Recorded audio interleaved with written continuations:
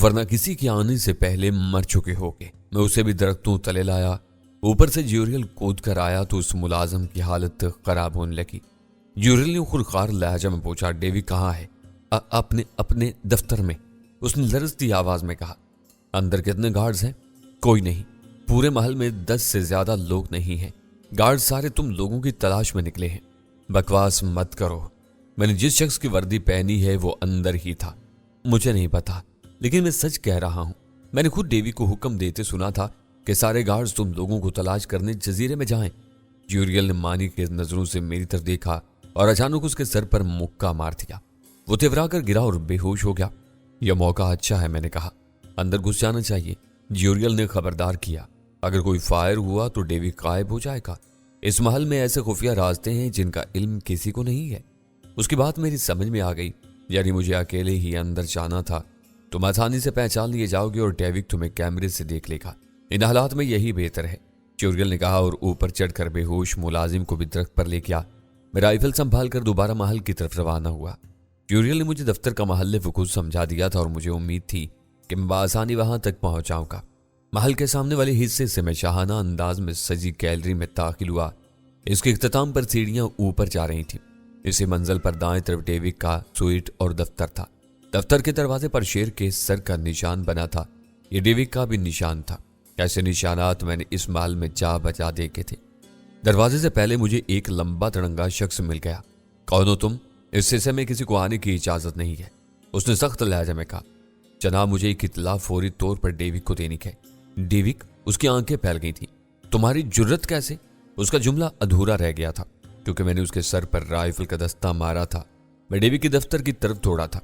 मुझे खदशा था कि किसी न किसी कैमरे ने मुझे देखा होगा, लेकिन जब मैं आंधी तूफान की तरह डेविड के दफ्तर में दाखिल हुआ तो महल की बजाय जजीरे के मुख्तलिफ मनाजिर देख रहा था। इसे खबर ही नहीं थी कि जिन 2 आदमियों के पीछे उसने इंसानों और कुत्तों को रवाना किया था वो उसके महल में थे। मुझे देखकर वो दम बखुद रह गया था। मैंने लात मारकर अक्कम में दरवाजा बंद किया और उसका हाथ मेज के नीचे जाते देखकर राइफल से भ्रष्ट मारा। उसके बाएं तरफ मौजूद तीनों मॉनिटर चिकनाचूर हो गए थे और इनसे शॉर्ट सर्किट की आवाजें आने लगी थी। डेविड, खड़े हो जाओ। दोनों हाथ सर पर रखकर। मेरी आवाज में ऐसी सख्ती थी कि वो लर्ज कर खड़ा हो गया।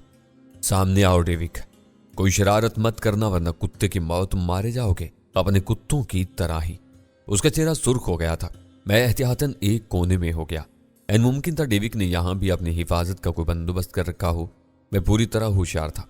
पास आओ, मेरे पास, मैं गुर्राया। डेविड किसी का हुक्म मानने पर मरने को तरजीह देगा, उसने पुरस्कून लहजे में कहा। मैंने फिर ब्रस्ट मारा और उसके सामने मेज में मुतअद्दिद सुराख हो गए। डेविड, मैं तुम्हें कत्ल करना नहीं चाहता, लेकिन तुमने मजबूर किया तो मैं ऐसा भी कर गुजरूंगा। इस बार उसका रवैया बदला था और वो शराफत से सामने आया। मैंने रिवाल्वर निकालकर उसके सर पर लगा दिया। अपने फोन सिस्टम पर ऐलान कराओ कि तुम मेरे कब्जे में हो और किसी की गलत हरकत तुम्हारी जान ले सकती है। ये दीवार में बटन लगा है, खुद ऐलान कर दो। मैंने उसकी रान का निशाना लेकर गोली चला दी। बुलेट जरा सा गोश्त उधेड़ कर निकल गया और इसके मुंह से चीख निकली थी, जो कहा है वो करो। बादल नखास्ता उसने बटन दबाकर ऐलान किया कि वो मेरे कब्जे में है और गार्ड्स कोई गलत हरकत न करे वरना वो मारा जाएगा। इसके बाद मैंने बटन दबाकर ज्यूरियल को मुखातिब किया। तुम डेविड के दफ्तर पहुंच जाओ और अगर किसी ने ज्यूरियल को रोकने की कोशिश की तो उसका खुमियाजा डेविड को भुगतना पड़ेगा। ये तुम अच्छा नहीं कर रहे हो, उसने हाथ से रान का जख्म दबाते हुए कहा। और तुमने बड़ा अच्छा किया था। मैंने उसे घूरा। मिस्टर डेविड, याद रखो तुम्हारी सलामती हमारी सलामती से मशरूत है। अगर हम पर आंच आई तो तुम यकीनी तौर पर खुद को मुर्दा समझ लेना। मुझे बार बार मरने की धमकी मत दो, यह खेल मेरे लिए नया नहीं है। अच्छा, मैं रिवाल्वर उसके सर से लगा दिया।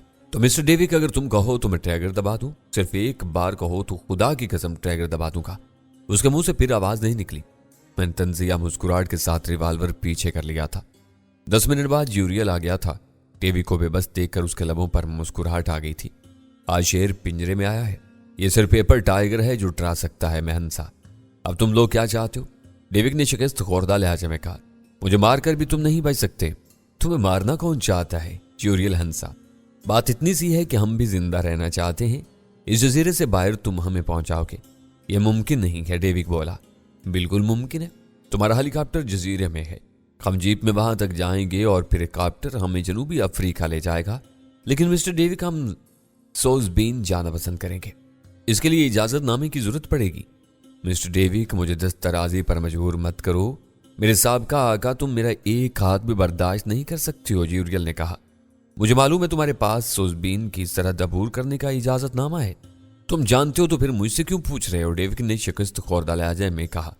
तुम हमें न सिर्फ सोजबीन तक पहुंचाओगे बल्कि तुमने मुआहदे की जो खिलाफ वर्जी की है इस पर $1 मिलियन का हर्जाना भी अदा करोगे।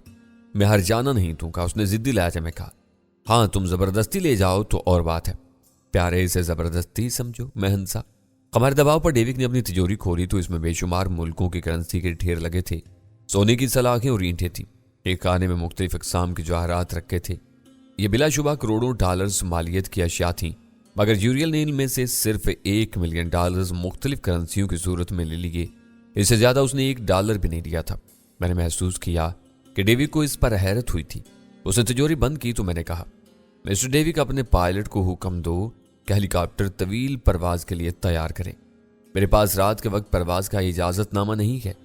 क्यों बिलावजह झूठ बोल रहे हो?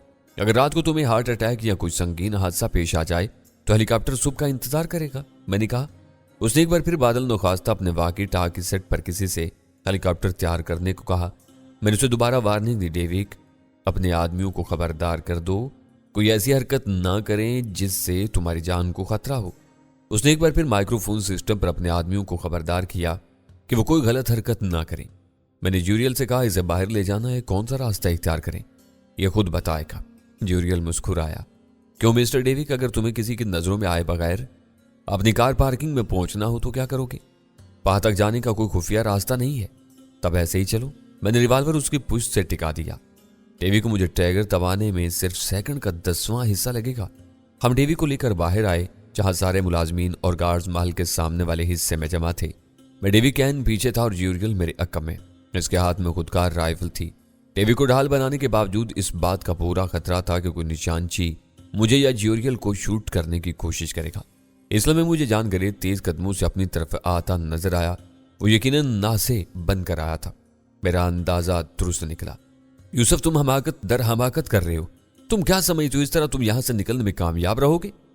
मुझे नहीं पता कि मुझे कामयाबी होगी या नाकामी, लेकिन एक बात याद रखो जानगरे, मेरी नाकामी का मतलब मिस्टर डेवी की यकीनी मौत होगी।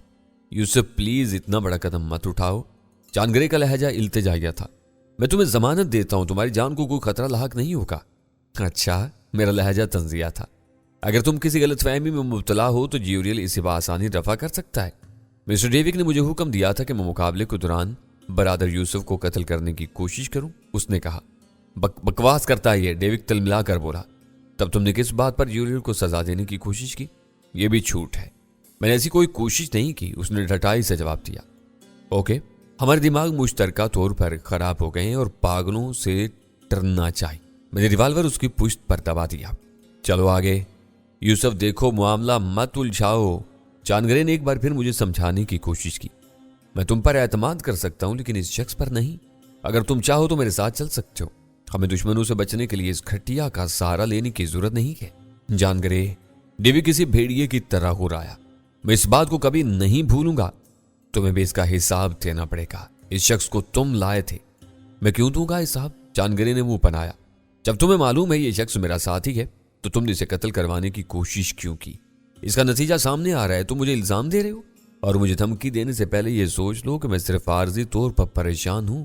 कल को मेरी पोजीशन बहाल हो गई तो मैं भी तुम्हारी इस धमकी को याद रखूंगा। तुम लोग बाद में मुज़ाकरात करते रहना जब मिस्टर डेविक वापस आ जाएं। मैंने जानगरे को मशवरा दिया और डेविक को धकेल कर बाहर ले आया। ड्राइववे में खड़ी जीप की चाबी ड्राइवर से लेकर ज्यूरियल ने इसका मुआयना किया और उसके बाद सिस्टम ऑफ कर दिए। मिस्टर डेविक, अभी भी वक्त है, बता दो अगर जीप में कोई खपला है। यकीन करो मैं तुम्हें काप्टर वापस कर दूंगा। इसमें एक और सिस्टम भी है, अगर इसे ऑफ ना किया गया तो जीप में गैस भर जाती है। डेविक ने मजबूरी के आलम में बता दिया। मेरे समेत जीप के अगवी हिस्से में सवार हुआ। ज्यूरियल ने इसकी निशानदेही पर गैस का सिस्टम भी ऑफ कर दिया। ज्यूरियल ने ड्राइविंग संभाली। मैं पूरी तरह चौकस था लेकिन कुछ नहीं हुआ। हम बआसानी बाहर निकल आए। तुम लोग अंदर कैसे आए? डेविक ने दरियाफ्त किया। बहुत आसानी से, मैंने जवाब दिया। हमारे पास सुलेमानी टोपी है, इसे पहनकर आदमी नजरों से गायब हो जाता है। हम बारी बारी इस टोपी को पहनकर आए। अब ये मत पूछना कि एक ही टोपी पहनकर हम अंदर कैसे आए। इस किस्म के फंक्शन में इस किस्म की गलतियां होती रहती हैं। बरादर तुम एक गलती कर रहे हो, ज्यूरियल बोला। इसकी तलाशी तो ली नहीं। वाकई ये तो ख्याल ही नहीं आया, मैंने एतराफ़ किया और उसके सर से पांव तक तलाशी लेना शुरू कर दी। इसकी जेबों से मुख्तलिफ अशिया निकली थी, लेकिन अहम चीज़ों में एक अदद मोबाइल फ़ोन और एक अदद नन्हा सा पिस्तौल निकला था जो उसकी पिंडली से बंधे हुए होल्स्टर में था। ज्यूरियल ने बर वक्त तवज्जो दिलाई थी, वरना मुमकिन था वो मौका पाकर हमें इस पिस्तौल से मार देता। पिस्तौल छिन जाने के बाद उसकी हालत बुरी होने लगी थी। मैंने सारी चीज़ें वहां पिस्तौल के जीप से बाहर फेंक दी। ये बेहद मक्कार शख्स है, ज्यूरियल बोला। इस पर एक लम्हे के लिए भी भरोसा मत करना बरादर, वरना धोखा खा जाओगे। तुम फिक्र न करो, ऐसे सांपों से मैं हमेशा होशियार रहता हूँ। ज्यूरियल जानता था कि हेलीकॉप्टर कहाँ है, इसलिए वो बगैर हिचकिचाहट के उसकी तरफ जा रहा था। जजीरे पर रात पूरी तरह मुसल्लत हो चुकी थी। मैंने रिवाल्वर डेविड के स्तर से लगा रखा था। मुश्किल से 5 मिनट बाद हम हेलीपैड पर थे। एक चट्टान के ऊपरी हिस्से पर था जो समंदर के किनारे थी। जाने डेविड ने महल से दूर इस जगह क्यों हेलीपैड बनवाया, जबकि इसके महल में इतनी जगह थी कि वहां बआसानी हेलीपैड बन सकता था। ऊपर एक हेलीकॉप्टर मौजूद था और इसके पास एक शख्स जंप सूट पहने खड़ा था। वो यकीनन पायलट था। हम सीढ़ियां चढ़कर ऊपर पहुंचे, इसलिए वो मुझे जजीरे के दो इतराफ से तेज रोशनी हरकत करती नजर आई और इनका रुख हेलीकॉप्टर की तरफ ही था। मैं चौकन्ना हो गया। डेविड, ये क्या है? ये रोशनियां कैसी है? मैंने पूछा। ज्यूरियल भी चौंक कर मुड़ा और लपक कर डेविड के पास आया। इसने राइफल बुलंद की, लेकिन मैंने इसे रोक दिया। 1 मिनट, इतनी उजरत मत दिखाओ। वो लोग दूर हैं, जाकर पायलट से कहो कि कॉप्टर स्टार्ट करे और अगर वो देर करे तो उसे शूट कर दो। ये सुनते ही पायलट लपक कर अपनी निश्चित पर जा बैठा और हेलीकॉप्टर का इंजन चला दिया। मैंने डेविड से दोबारा पूछा, ये कौन है? मैं नहीं जानता, वो उलझन ज़दा लहजा में बोला। तुमने खुद भी देखा है, जजीरे पर सिर्फ 2 गाड़ियां हैं, जिनमें से एक नीचे खड़ी है और दूसरी महल में। ये तो 5-6 गाड़ियां हैं। बकवास बंद करो, मैंने इसे हेलीकॉप्टर की तरफ धकेला। बैठो इसमें, यह चालाकी तुम्हारी है। डेविड चुपचाप कॉप्टर में बैठ गया। इसके पंखे तेजी से गर्दिश कर रहे थे। ज्यूरियल ने कुछ कहा, लेकिन इंजन के शोर में सुनाई नहीं दिया। दरवाजे बंद होते ही कॉप्टर तेजी से फिजा में बुलंद हुआ था। मैंने बुलंदी से देखा, यह 5-6 गाड़ियां थी जो तेजी से हेलीकॉप्टर की तरफ आ रही थी। मैं भी उलझन में था। ये जजीरे पर इतनी गाड़ियां कहां से आईं? मुमकिन है ये गाड़ियां एटमी प्लांट में हूं। बहरहाल अब इनका आना बेसूद था, क्योंकि हेलीकॉप्टर खासी बुलंदी पर आ चुका था और उसे नीचे उतारना हमारे इख्तियार में था। मगर इस मौका पर वो हुआ जो मैंने यह हेलीकॉप्टर में सवार किसी दूसरे शख्स के गुमान में भी नहीं था। हेलीकॉप्टर के इंस्ट्रूमेंट पैनल पर अचानक एक सुर्ख लाइट रोशन हो गई और तेज बिप गूंजने लगी। ये क्या हुआ है? डेविड ने चिल्लाकर कहा। पायलट बदहवास होने लगा। उसने चिल्लाकर कहा, सर, हमारे हेलीकॉप्टर पर मिसाइल लॉन्च किया जा रहा है। क्या? हम सब बैक वक्त बोले थे, इसीलिए मैं जमीन की तरफ से एक शोला से चमका था। मिसाइल? पायलट के मुंह से चीख निकली थी। उसने दीवानावार हेलीकॉप्टर को समंदर की तरफ घुमाया। लगता है तुम्हारे आदमियों को अब तुम्हारी परवाह भी नहीं। क्या? मैंने डेविड को झंझोड़ दिया। इसके मुंह से हमारे खौफ की आवाज ही नहीं निकल रही थी। ज्यूरियल खिड़की से बाहर मिसाइल को देखने की कोशिश कर रहा था। पायलट पागलों की तरह हेलीकॉप्टर को दाएं बाएं चक्कर दे रहा था, मगर मिसाइल अटल मौत की तरह झपट रहा था। इस बेकरार आसमान में इससे बचाव की कोई राह नहीं थी। मुझे एक शोला सा याद है जो पास आ गया था। इसके बाद एक आसाब शिकन धमाका हुआ और एहसास की हर हिस्स फना हो गई। मुझे लग रहा था जैसे मैं माया बनकर किसी जगह फैल गया हूं। दर्द ऐसा था कि हर रेशा दर्द कर रहा था और यही दर्द मुझे बता रहा था कि मैं जिंदा हूं, वरना मरने के बाद तकलीफ का क्या सवाल। लेकिन चारों तरफ तारीकी थी, जिसमें कभी कभी रोशनी की हल्की सी झलक उभरती थी। आवाजें समाज से टकराती, लेकिन जल्द तारीकी इन पर हावी हो जाती थी। न जाने कब तक ये तारीकी मेरा मुकद्दर बनी रही थी। फिर एक बार आंख खुली तो मैंने खुद को सफेद दीवारों वाले कमरे में पाया। मेरे तले नरम बिस्तर था और इस पर मेरा जिस्म। मैंने इसे हरकत देने की कोशिश की। मेरा हाथ उठा और फिर गिर गया। मैंने बेपनाह नकाहत महसूस की थी। आंखें खुली रखने में भी थकन महसूस हो रही थी। मैं देर तक कांपता रहा, गहरी सांसें लेता रहा, हत्ता कि इतनी हिम्मत महसूस की कि सर उठाकर अपना जायजा ले सकूं। अपने जिस्म को सही सालम और पट्टियों से आजाद पाकर मैंने सुकून का सांस लिया था। मुझे याद था कि मैं कॉप्टर में था। ज्यूरियल, डेविड और पायलट भी थे। एक मिसाइल ने कॉप्टर को हिट किया था। एक धमाका हुआ था। इसके बाद मुझे नहीं याद कि क्या हुआ था। मैं शायद बेहोश हो गया था। शायद क्या, यकीनन। और अगर मौत आती तो मैं भला इस कमरे में कैसे जागता? दरवाजा खुला और एक नर्म चेहरे ने अंदर झांका। मुझे होश में देखकर उसकी आंखें खुल गईं और वो झपट कर अंदर आया। मेरे खुदा, तुम्हें कब होश आया? शायद चंद मिनट हुए। मैंने आहिस्ता से कहा, यह बताओ कि मैं कहाँ हूं? तुम अस्पताल में हो। यह अस्पताल कहाँ है और मुझे यहाँ कौन लाया था? यह जवाब मैं नहीं दे सकता। मैं सिर्फ एक डॉक्टर हूं। मुझे तुम्हारी फिजिकल कंडीशन का इल्म है।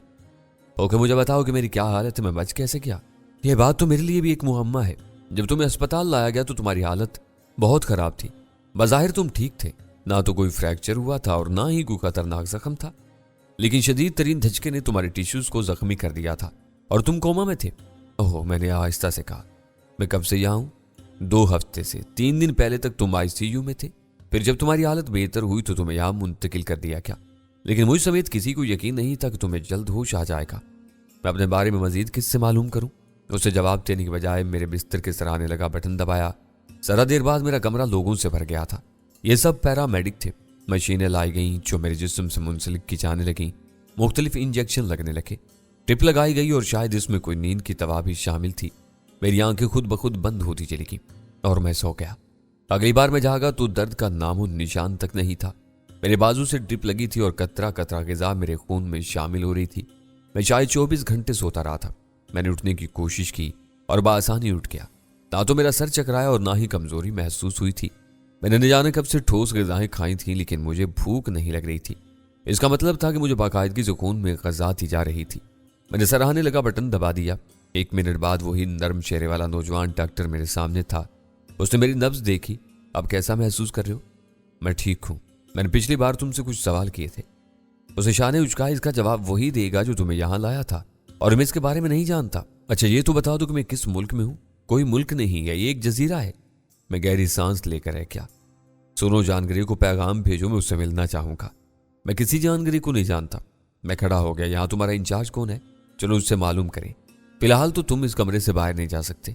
अभी तुम्हारी सेहत के बारे में हतमी रिपोर्ट आनी है। रिपोर्ट का बहाना क्यों करते हो? साफ क्यों नहीं कहते कि मैं कहती हूँ? मैंने तल्खी से कहा। तुम जज्बाती हो रहे हो दोस्त। उसने मेरे शाने पर हाथ रखा। अभी तुम आराम करो। तुम पर गुजरने वाला हादसा बहुत बड़ा था और तुम्हें आराम की अशद जरूरत है। टिश्यूज के जख्म आसानी से नहीं भरते, लेकिन अब मुझे दर्द नहीं हो रहा है। तुम्हें ऐसी दवाइयां दी जा रही हैं जिनकी वजह से दर्द नहीं महसूस होता। अगर इन दवाओं का असर जायल हो गया तो तुम यकीनन तकलीफ महसूस करोगे। मैं बिस्तर पर बैठ गया। मैंने न जाने कब से खाना नहीं खाया है, पानी नहीं पिया है, लेकिन ना तो मुझे भूख लग रही है और ना ही प्यास। वो मुस्कुराया। बेहोशी के दौरान डिप के जरिए ग़िज़ा तुम्हारे जिस्म तक पहुंचाई जाती रही है। इस तरह पानी भी दिया जाता था और तुम्हारी फिजियोथेरापी भी की जाती थी ताकि होश में आने के बाद तुम्हें अपने जिस्म को हरकत देने में दुश्वारी ना हो। शुक्रिया। प्राहे करम तुम अपने इंचार्ज को मेरा पैगाम पहुंचा दो। मैं देखता हूं। वो कमरे से निकल कर चला गया। हाथ पर लगी डिप की वजह से मैं आज़ादी से हरकत नहीं कर सकता था। मैंने स्टैंड से डिप की थैली उतारी और दरवाज़ा खोलने की कोशिश की, लेकिन हस्बे तवक्का वो बाहर से बंद था। मैंने कमरे में नजर आने वाला दूसरा दरवाज़ा खोला। यह बाथरूम था। मैंने अंदर जाकर वॉश बेसिन के ऊपर लगे आईने में खुद को देखा। मेरे चेहरे से घनी हो जाने वाली दाढ़ी साफ कर दी गई थी। शायद गुज़िश्ता नींद के दौरान ही शेप बनाई गई थी, क्योंकि रुखसार बिल्कुल साफ हो रहे थे। सर के बाल भी मुख्तसर कर दिए गए थे। मैंने मुंह धोया और वापस आ गया। हेलीकॉप्टर क्रैश होने के बाद मुझे इससे किस तरह निकाला गया था और फिर किस तरह यहां तक लाया गया था? हेलीकॉप्टर पर मिसाइल फायर करने वाले कौन थे और मेरे हमराइयों में से कौन कौन बचा था? मैं नहीं जानता था।